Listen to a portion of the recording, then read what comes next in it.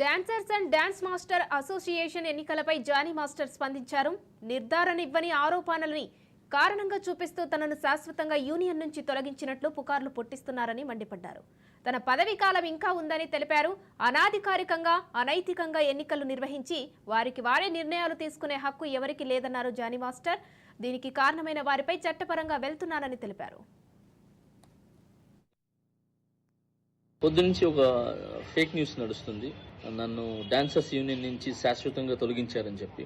అదంతా ఫేక్, నమ్మద్దు. నన్ను ఏ యూనియన్ నుంచి తీసేయలేదు, నా కార్డు ఎవరు తీసేయలేదు. నేను డాన్సర్స్ యూనియన్లో మెంబరు. అండ్ అలాగే ఏదైతే ఈ ఎలక్షన్స్ నిన్న జరిగినాయో ఈ లీగల్గా నేను ఫైట్ చేస్తున్నాను. ఆ వివరాలు తొందరలో చెప్తాను. మీ అందరికీ నేను ఇంకొకసారి చాలా థ్యాంక్స్ చెప్పుకుంటున్నాను. నన్ను చాలా ఆదరించారు మీడియా మిత్రులు కానీ, పత్రికా మిత్రులు కానీ. సో కొన్ని ఛానల్స్ మాత్రమే ఇది అవతల మనసులు బాధ పెట్టేలాగా, అంటే తెలుసుకోకుండా న్యూస్ ఉన్నది లేనిది పెట్టేస్తున్నారు. కరెక్ట్గా న్యూస్ తెలుసుకొని పెట్టండి, ఎందుకంటే దానివల్ల అవతల మనసులు బాధపడతాయి. ఇప్పుడు శాశ్వతంగా తీసేశారు, ఇదంతా తప్పుడు ప్రచారం. శాశ్వతంగా నన్ను ఎవరు తీశారు? ఎవరు తీయలేదు. నన్నే కాదు, ఎవరిని కూడా శాశ్వతంగా తీయలేరు. ఎందుకనంటే పనిని, టాలెంట్ని ఆపే హక్కు ఎవరికి లేదు.